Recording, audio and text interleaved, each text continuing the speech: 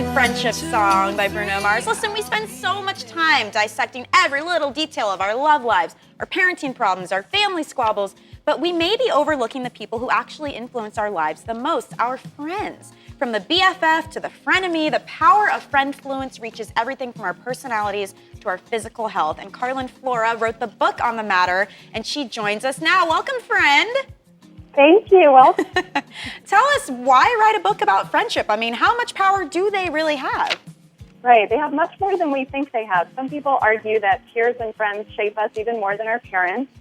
And then as adults, we're likely to have friends at all points, whereas people are marrying later or not at all and living alone more than ever. So friends are more important than ever, even though, as you mentioned, we tend to buy a lot of books about romantic relationships and parenting and not much about friends.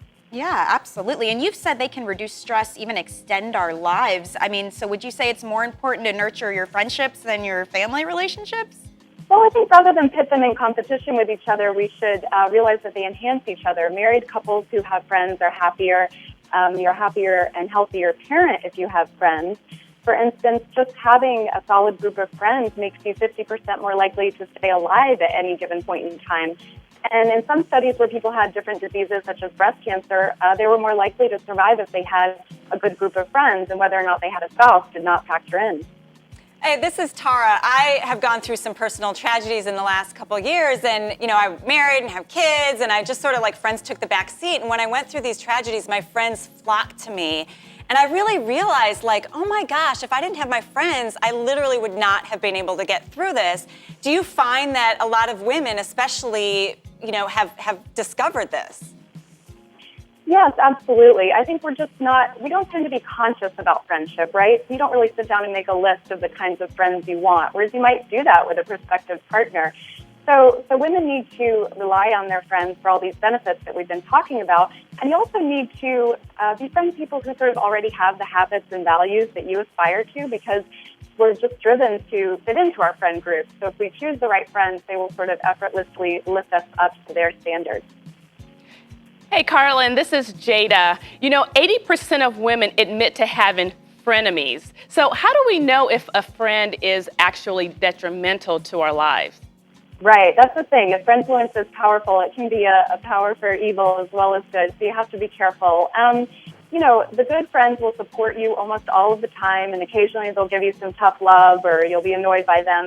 And then there are those that where it's really kind of an ambivalent relationship, and studies have shown that those friends drive our blood pressure up even more than our outright enemies do. So it's something to keep in mind. If you have interactions with people who are sort of half of the time bad, then maybe you need to cut them out of your life. So, Carlin, this is Patrick. Is there one tip you can give us to know when it's time to actually let go of that person that you're referring to?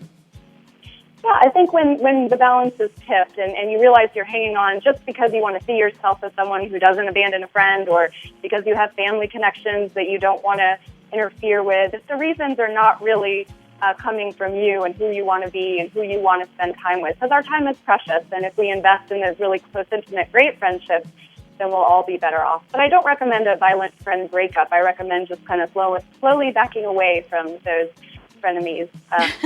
Down. Well, what about this? I've struggled with this before, the balance of new friends and old friends, because as your life changes and you move on to marriage and children, you may branch out and make new friends. So how do you balance the new with the older, lifelong college friends? Right. I think it's important to have the balance. It's great to have people who know you for who you are, those old friends, and it's great to have people who know exactly what you're going through. So if you're a new mom, it's really important to join one of those new parent groups. You have someone to talk with about all those changes. So it really is good to keep up that balance and not just get enmeshed in your old group, because that can prohibit you from growing and changing, as well as denying you the support you need through different transitions. Awesome. All right, Carlin. Well, thank you so much. Her book is called Friendfluence. It's really interesting, and it's available now, so make sure you pick that up.